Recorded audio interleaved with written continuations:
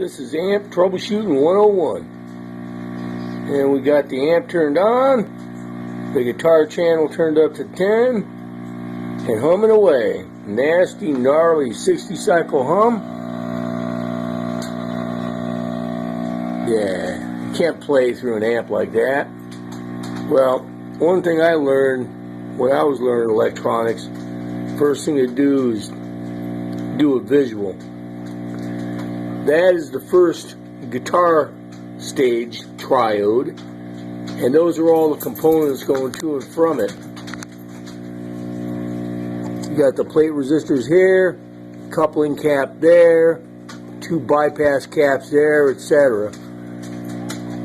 And all those joints look fairly mucked up.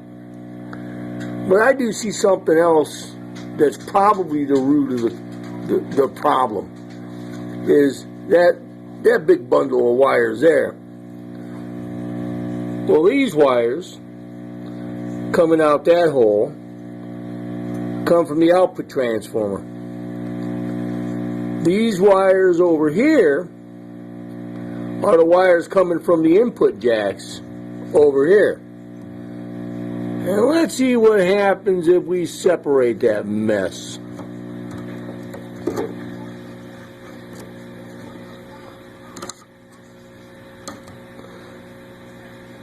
Oh boy, that's pretty remarkable. Huh. Still up to 10. Making a little bit of a hiss. I can probably clean the rest of that up with a little more lead dressing.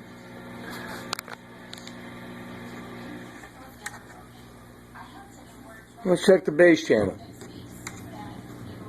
A little cleaner. Guitar channel. A little bit of hiss. Like I said, I could probably dress those a little bit more and minimize it even better. But I'm willing to bet that those solder joints there that are microphonic as hell will clean up that kind of raspy grass. And even if it doesn't, if that's as clean as it goes for a 50-year amp, that's a win. Now, one other thing I did notice, in my visual, tucked underneath the ground switch, the guy stuffed an orange drop cap. So the death cap has got to get clipped out. It's got to go. And I have no idea why anybody that would know what they're doing would upgrade that to an orange drop cap instead of just removing it. Well, a little more work to do. Finish dressing the wires, solder joints, and put this baby back together.